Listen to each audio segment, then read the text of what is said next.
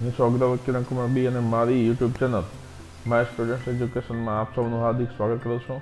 મિત્રો, આ વિડીયોમાં આપણે ધોરણ 6ના વિદ્યાર્થીઓ માટે સ્વાધ્યાયન પોથી ભાગ 5 વિષય ગુજરાતી અને એમાં 17મું એકમ છે સાપુતારાનો પ્રવાસ.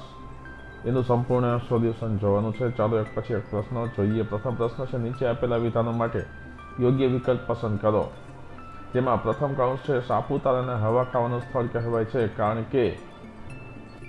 જવાબ છે અ, સાપુતારા ઊંચાઈ પર આવેલું છે. ત્યારબાદ બીજું છે, સાપુતારાના નીચેનામાંથી કયું લાગુ પડતું નથી. તો મિત્રો, અહીં તો મને તેવું લાગે છે ત્રણેય છે, પરંતુ એક એવું બની શકે કે નૌકા વિહાર કરી શકાય એવું સાપુતારાને લાગુ પડે નહીં, કારણ કે નૌકા વિહાર માટેનું સગવડતા હવેથી બનાવવામાં આવી છે. ત્યારબાદ છે, સાપુતારા નિરાંત લઈને આવવું જોઈએ એવું કેમ? તો કે બ છે, ફરવાલાયક વધારે જગ્યાઓ છે તેથી. ચોથું, ખીણમાં તારા ટમટમતા હોય એવું લાગ્યું કારણ કે ખીણમાં આગિયાઓના ઝુંડ ઉડતા હતા. પાંચમું છે, સાપુતારા નામ કેમ પડ્યું હશે? તેનો જવાબ આવે છે બ, ત્યાં ઘણા બધા સાપોનું રહેઠાણ છે. પ્રશ્ન બીજો, ફકરા પરથી પ્રશ્નો બનાવો. 5. સાચા શિક્ષણની શરૂઆત કરવી હશે તો આપણી પ્રકૃતિ સાથે આપણી ખેતીનો સંબંધ સમજવો પડશે. કૃષિમાંથી વધુ ઉત્પાદન માટે ખેતીને આપણે ઝેર પીવડાવીએ છીએ, એને અમૃત પીવડાવીએ. આ અમૃત એટલે વાદળોમાંથી વરસતા વરસાદ. આ ઉપરાંત હવે પછીની પેઢીમાં શ્રમનિષ્ઠા, ઉદ્યમ કરીને લેવાની ટેવ પાડવાનું શિક્ષણ આપો. 21મી સદીમાં આપણી સામે સૌથી મોટો પડકાર છે શિક્ષણનું બજારીકરણ. આજે આવા બજાર ખાનગી વિશ્વવિદ્યાલયો બની રહ્યા છે.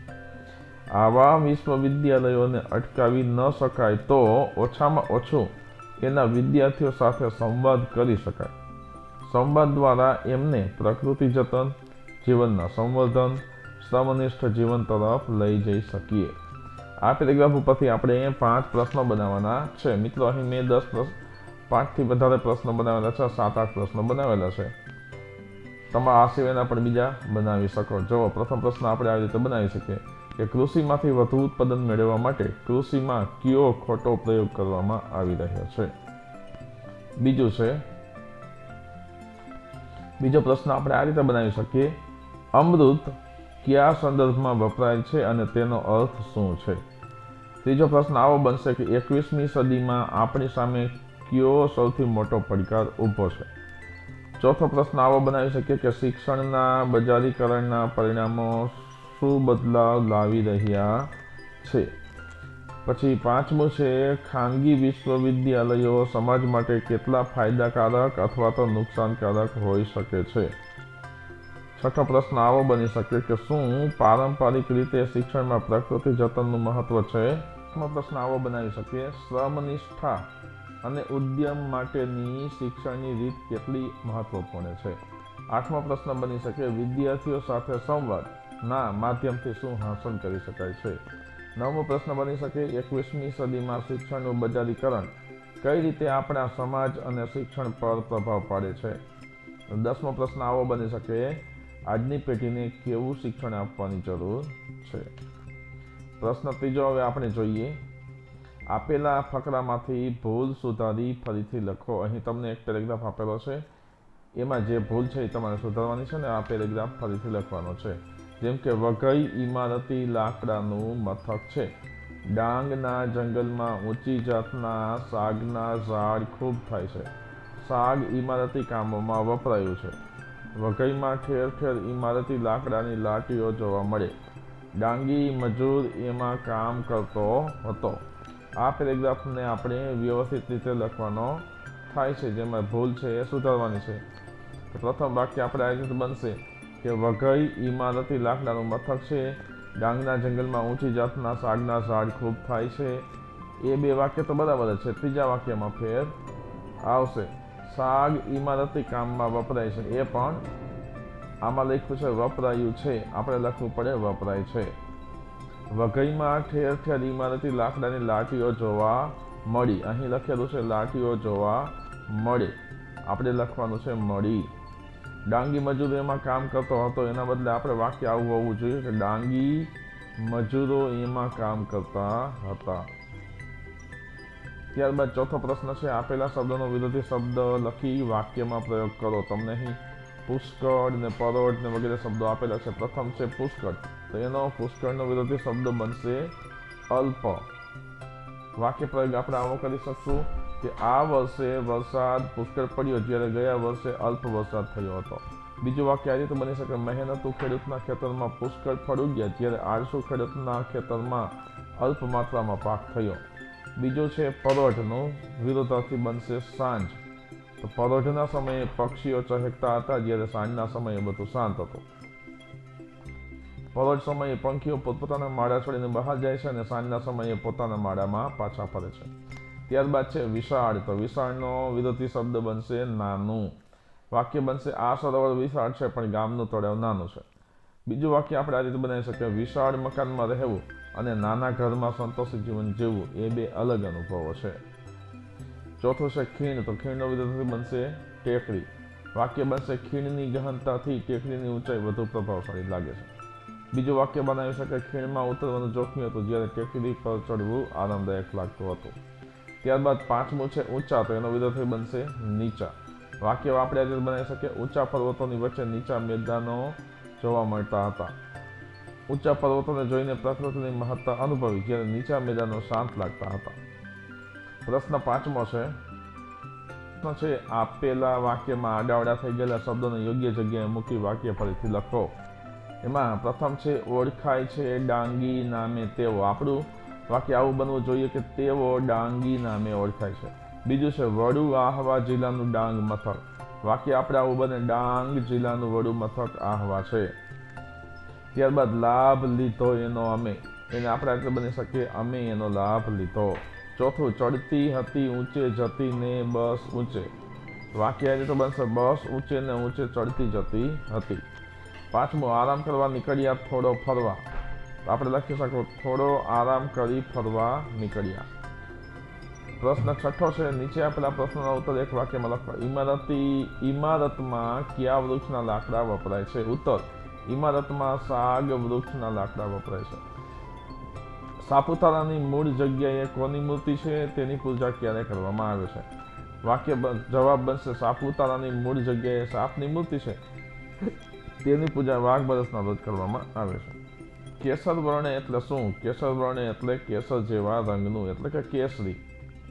સાપુતારામાં શાનો લહાવો લેવા જેવો છે? તો સાપુતારામાં ટેકરી પર ચડીને આથમતા સૂરજની સુંદરતા નિરખવાનો લહાવો લેવા જેવો છે. તમે સાપુતારામાં જાઓ તો કેવી જગ્યાએ બેસવાનું પસંદ કરશો અને શા માટે?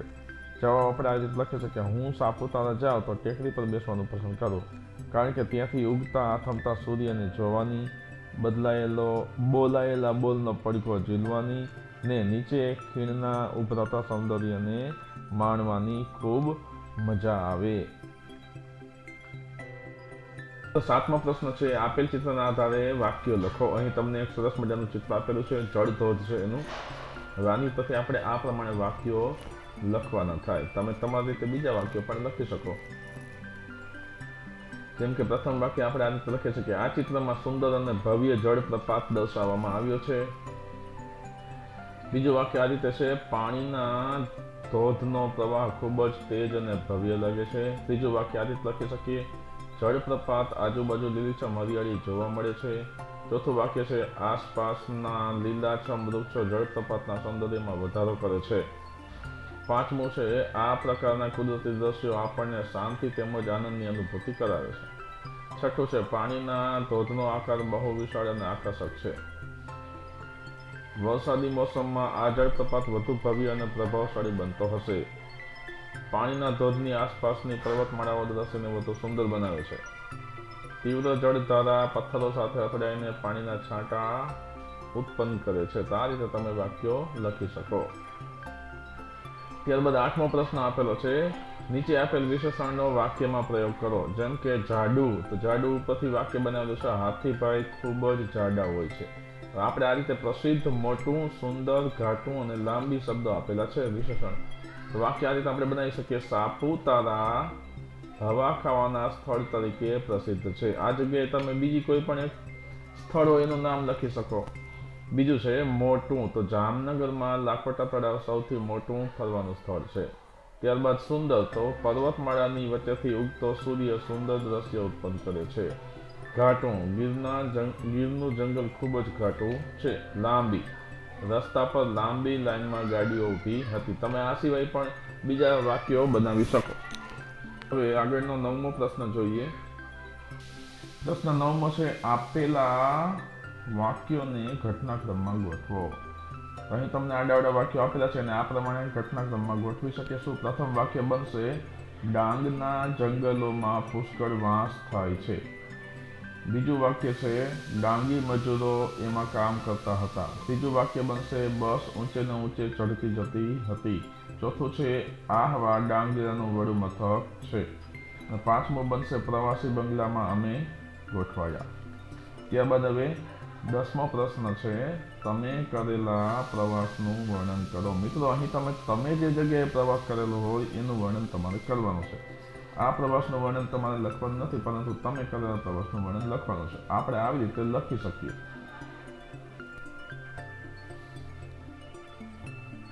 મેં અને મારા મિત્રોએ ગિરનારની પરિક્રમા કરવા માટે પદયાત્રા કરવાનું નક્કી કર્યું. અમે 25મી ઓક્ટોબરે રાત્રે જામનગરથી બસમાં બેસી સવારે જૂનાગઢ પહોંચ્યા અને ત્યાં એક ધર્મશાળામાં રહ્યા. નાહી ધોઈ અને નાસ્તો કર્યા પછી અમે પદયાત્રાની શરૂઆત કરવા માટે ગિરનાર પરિક્રમા માટે નીકળી ગયા. પરિક્રમાના માર્ગ પર અનેક પદયાત્રીઓ અને મંદિરો જોવા મળતા હતા. પ્રથમ ભવનાથ મંદિરે દર્શન કર્યા પછી અમે યાત્રા શરૂ કરી અને પદયાત્રીઓની ભીડમાં અમે જોડાઈ ગયા. માર્ગ પર ઘણા નાના મોટા મંદિરો અને દેવીઓ આવ્યા અને ભક્તો જય ગિરનારીનો નાદ ગજવતા રહ્યા. 3 કલાક પછી અમે આરામ માટે રોકાયા અને ચા પાણી કરી વધુ આગળ વધ્યા. સાંજના સમયે એક ખુલ્લા મેદાનમાં આવ્યા જ્યાં હજારો યાત્રાળુઓ આરામ કરી રહ્યા હતા. રાતે અમે ખૂણામાં શેતરંજી બિછાવી અને ખુલ્લા આકાશની છત હેઠળ સૂવા લાગ્યા. સવારે અમે યાત્રા ફરી શરૂ કરી અને ઠંડા પાણીથી સ્નાન કર્યા પછી નવા ઉત્સાહ સાથે આગળ વધ્યા. બપોરે સદાવ્રતમાં ભોજન કર્યા પછી અમે આરામ કર્યો અને પરિક્રમાની યાત્રા ચાલુ રાખી. આ યાત્રામાં સ્વયંસેવકો પદયાત્રીઓને પ્રેમથી ભોજન આપતા હતા. અમે અન્નદાન એ શ્રેષ્ઠ દાન છે એ સત્ય જાણ્યું. અમે હનુમાનજીના મંદિરે પૂજા કરી થોડોક આરામ કર્યો. સાંજે અમે જૂનાગઢ પરત આવ્યા અને પછી અમે રાત્રે ફરી બસમાં બેસી જામનગર જવા રવાના થયા. જામનગર આવી ગયા. ગિરનારની પરિક્રમામાં ભક્તિ, નમ્રતા અને પ્રાકૃતિક સૌંદર્યનો અનુભવ અમારા માટે અમૂલ્ય રહ્યો, જે અમને હંમેશા યાદ રહેશે. તો મિત્રો આ રીતે તમે જે જગ્યાએ પ્રવાસ કરેલો હોય એનું વર્ણન તમારે અહીં કરવાનું છે. તો મિત્રો ધોરણ 6 સ્વઅધ્યયન પોથી ભાગ 5માં એકમ 17નું સાપુતારાનો પ્રવાસ એનું સંપૂર્ણ સોલ્યુશન. મિત્રો મારી યુટ્યુબ ચેનલ માય સ્ટુડન્ટ એજ્યુકેશનને તમે આવા જ અન્ય વિડીયો મેળવવા માટે સબસ્ક્રાઈબ કરજો અને તમારા અન્ય મિત્રોને પણ શેર કરજો. ધન્યવાદ.